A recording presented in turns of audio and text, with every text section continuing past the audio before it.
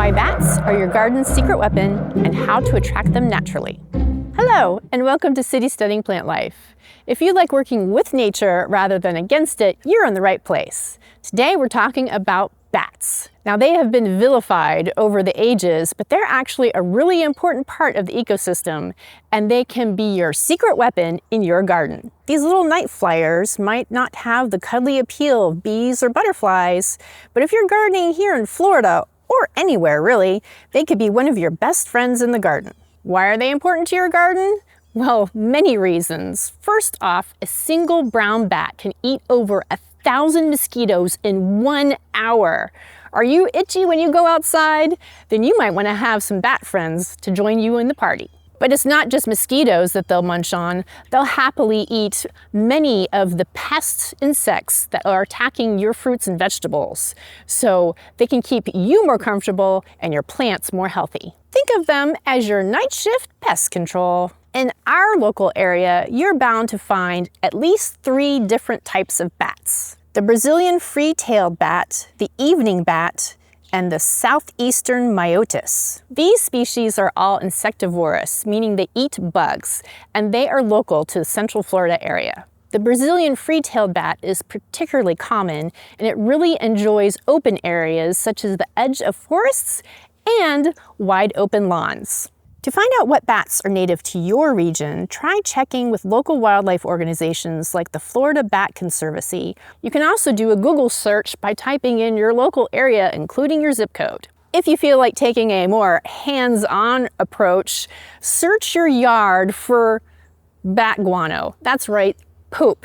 They're going to look similar to mice or rat droppings, little pellets, but when they crumble, they turn into dust. And they also don't have that distinctive ammonia odor. So how can we invite these winged friends into our garden? Well, the best way is to make sure that they have a suitable habitat.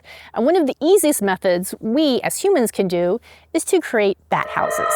Bat houses such as this that I purchased on Amazon are great, as they're made of wood, so they have a nice rough texture that is really easy for the bats to cling to.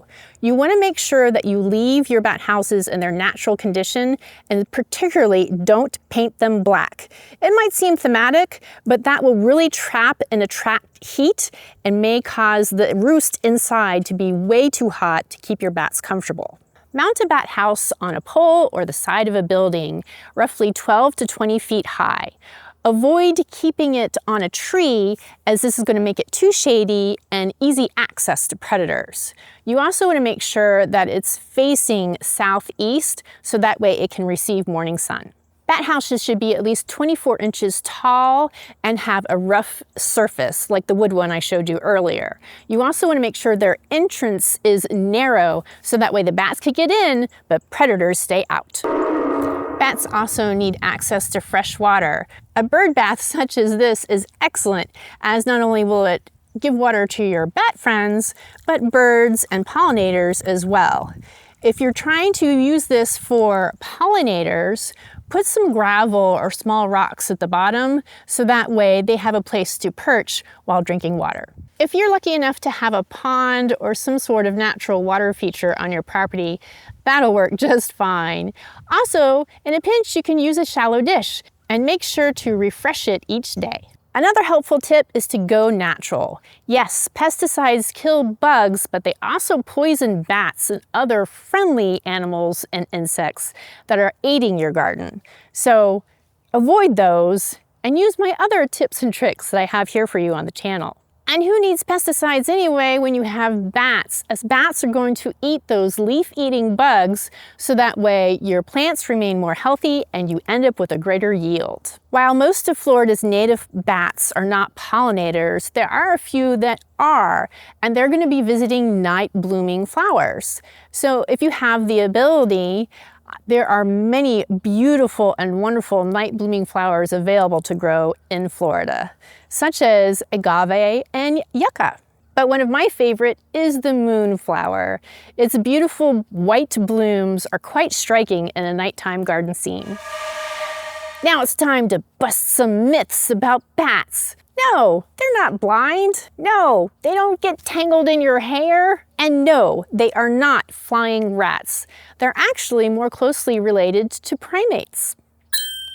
So, bats are going to control those mosquitoes for you. They're also going to eat up all those nasty insects that want to eat your plants.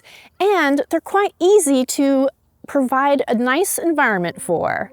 So if you've enjoyed this video, give us a thumbs up and join us again next time on City Steading Plant Life.